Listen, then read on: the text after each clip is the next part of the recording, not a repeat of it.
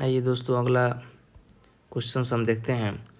लोकसभा चुनाव का कोई प्रत्याशी अपनी जमानत खो देता है यदि उसे प्राप्त न हो सके, यदि उसे वैध मतों का 1/3, वैध मतों का 1/5, वैध मतों का 1/4, जो कि तीनों ऑप्शन गलत है, तो इसका ऑप्शन डी उपयुक्त में से कोई नहीं सही आंसर होगा। 9वीं लोकसभा कब भंग की गई? दोस्तों इसका सही आंसर हो जाएगा मार्च 1991, 1991। 9वीं लोकसभा 1991 में भंग की गई, मार्च 1991। भारत में 12वीं लोकसभा के लिए निर्वाचन हुआ फरवरी 1998 में। भारत में 12वीं लोकसभा के लिए निर्वाचन फरवरी 1998 में हुआ। लोकसभा का नेता कौन है? लोकसभा का नेता प्रधानमंत्री होता है। लोकसभा के स्पीकर का निर्वाचन होता है। लोकसभा के सभी सदस्यों द्वारा लोकसभा के स्पीकर का निर्वाचन होता है। लोकसभा के वर्तमान उपाध्यक्ष हैं PS सईद, श्रीमती नजमा हेपतुल्ला, श्री GMC बालायोगी। इनमें से कोई नहीं सही ऑप्शन हो जाएगा, इनमें से कोई नहीं। राज्यसभा में राज्यों को प्रतिनिधित्व निम्नांकित में से किस आधार पर दिया जाता है? उनकी जनसंख्या के अनुपात में स्थान दिया जाता है। ऑप्शन बी सही आंसर होगा। राज्यसभा के सदस्य चुने जाते हैं। राज्यसभा के सदस्य 6 वर्षों के लिए चुने जाते हैं। राज्यसभा को अस्थायी सदन कहते हैं क्योंकि इससे विघटित नहीं किया जा सकता है, क्योंकि इसे विघटित नहीं किया जा सकता है। राज्यसभा को भंग करने का अधिकार किसे प्राप्त है? राज्यसभा को भंग करने का अधिकार राष्ट्रपति, सर्वोच्च न्यायालय, उपराष्ट्रपति। उपयुक्त में से कोई नहीं। राष्ट्रपति द्वारा राज्यसभा में कितने व्यक्ति मनोनीत किए जाते हैं? दोस्तों राष्ट्रपति द्वारा राज्यसभा में 12 व्यक्तियों को मनोनीत किया जाता है। किस सभा का अध्यक्ष उस सदस्य नहीं होता है? किस सभा का अध्यक्ष उसका सदस्य नहीं होता है? राज्यसभा का जो सदस्य होता है उसका अध्यक्ष नहीं होता है। जो राज्यसभा का अध्यक्ष होता है वो राज्यसभा का सदस्य नहीं होता है।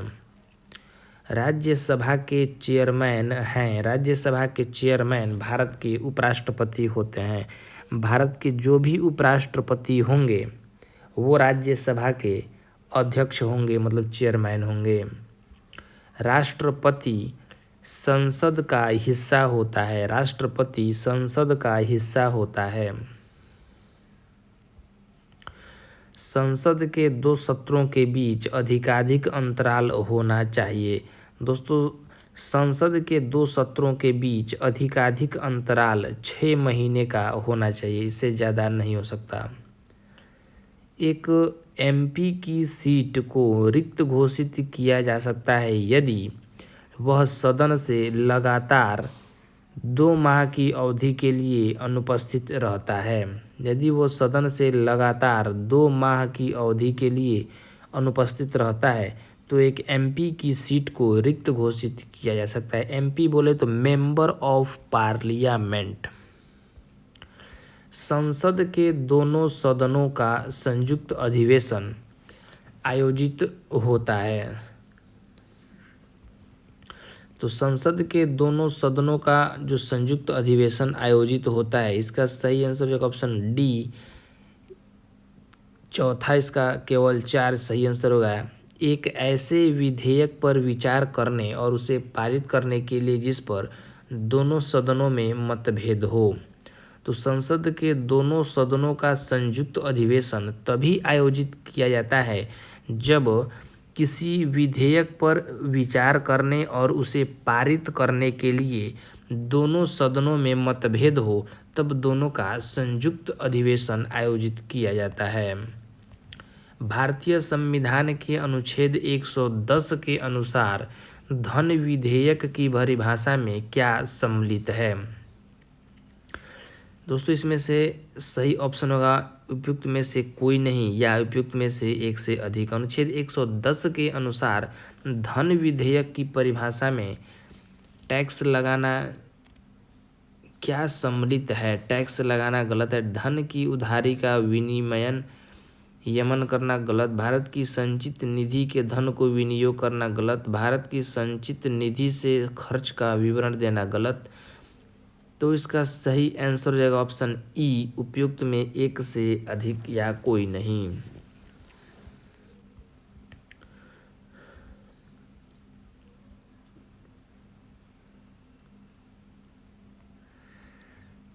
यहाँ पे आप एक्सप्लेनेशन दे सकते हैं। संविधान के अनुच्छेद 110 के उपबंधों के तहत टैक्स लगाना समाप्त करना व उसके विनियमन में प्रत्यावर्तन, धन की उधारी का विनियमन करना, भारत की संचित निधि के धन को विनियोग करना तथा किसी व्यय को भारत की संचित निधि पर भारित व्यय घोषित करना, इन सभी को धन विधेयक की परिभाषा में शामिल किया गया है। अतः इस प्रश्न का सही उत्तर विकल्प ई होगा। लेखानुदान बना है। लेखानुदान बजट पारित होने लंबित होने के कारण निधि आवंटन हेतु बना है। दोस्तों लेखानुदान बना है बजट पारित होना लंबित होने के कारण निधि आवंटन हेतु।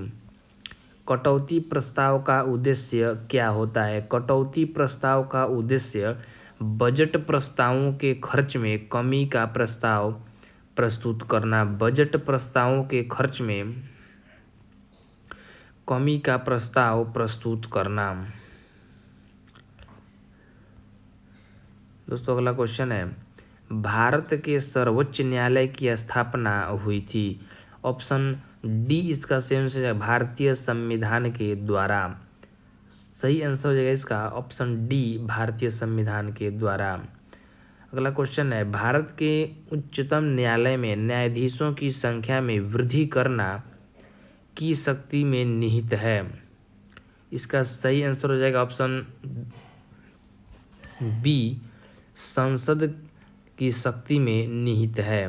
संसद की शक्ति में निहित है। भारत के सर्वोच्च न्यायालय में न्यायाधीशों की वर्तमान स्वीकृत संख्या है।